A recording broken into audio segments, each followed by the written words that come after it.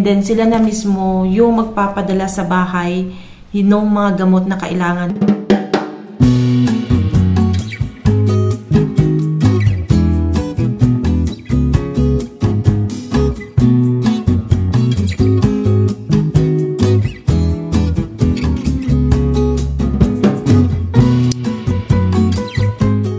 Good morning from South Africa. So, ngayong umaga ay pupunta ako sa likuran at bibisitahin ko yung mga sitaw ko dahil ilang araw na akong hindi nakakapunta dahil nga pa ulan-ulan at nagulat ako, ang dami uling bulaklak ng sitaw dahil nung nakaraan para siyang natutuyo na. So, ngayon biglang dami uli ng bulaklak. Kala ko nga patapos na yung o lipas na yung bunga ng sitaw pero madami pa ring bulaklak. And also yung aking mga talbos ng kamote ay lalo pang dumami yung mga patalbos dahil nga nag-uulan na dito at sa susunod na mga buwan ay winter na.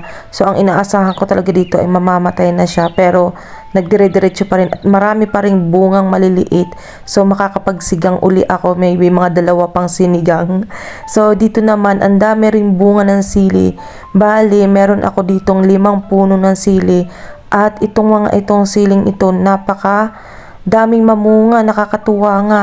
At nung nakaraang taon, ito, namatay na ito pa. Kala ko nga namatay na o natuyo na. Yung pala, ay pag winter talaga, ay nawawalan sila ng dahon. O tingnan nyo naman, pagkakataba ng mga sili, o ang lalaki. So dito pa lang, ay parang nakuha ko, ay pwede na ako mag chili garlic oil. At doon sa kabila, ngayon nga palang araw ay dumating yung naglilinis ng paligid namin. Dahil nagtatag-ulan, yung swimming pool ay nagkukulay green. So nililinis yan at nililigan ng chemical. And then ito yung nabuhay kong malunggay. 3 ito, pero ganito ang nangyayari. Parang yung talbos ay nangungulubot.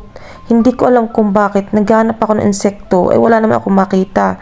So gustong-gusto ko talaga mabuhayan ng malunggay pero parang hindi mangyayari. Tapos ito yung alagbati. Yung alagbati ang ganda talaga ng dahon. O tingnan nyo, napakadami kong sili dito sa malapit sa swimming pool. Kala ko din ito natuyo na rin pero ang dami pa ring bunga. So ayan, pabalik na ako. Papunta na uli ako dito sa harapan at yun nga naglilinis sa amin, umakyat sa bubong at i-check niya kung may mga bara. And then nag-prepare ako ng tanghalian niya. So naglagay ako ng pansit at cupcake. And tinanong ko siya kung gusto niya ng juice, aayaw, at ang gusto niya is coffee. Ito ay Nescafe din, pero hindi siya ganun katapang. Kaya ang ginawa ko, dinamihan ko ng scoop dahil ang gusto nung maglilinis sa amin dito, medyo may pait. At hindi rin ako gumagamit ng creamer at hindi ko gusto yung lasa. So fresh milk ang ginagamit namin sa coffee.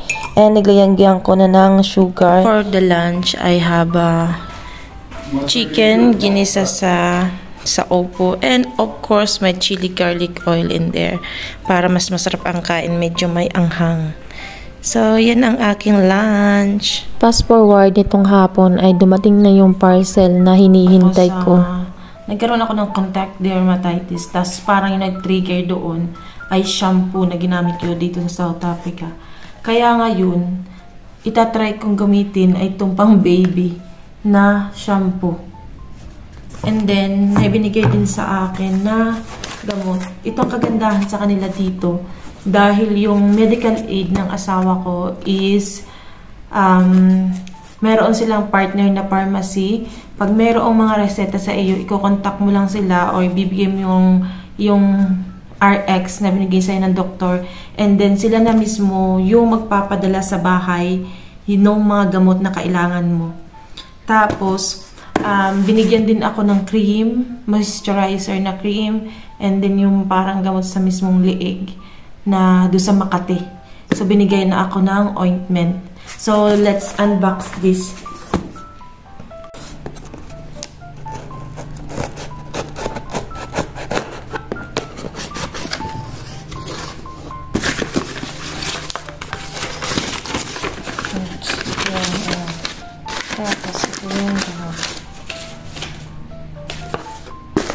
There, yung gamot din.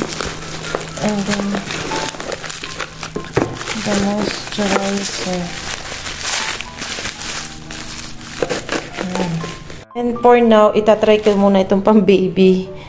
na shampoo. And then, mayroong isang nagsuggest sa akin ng sa Body Shop daw na shampoo.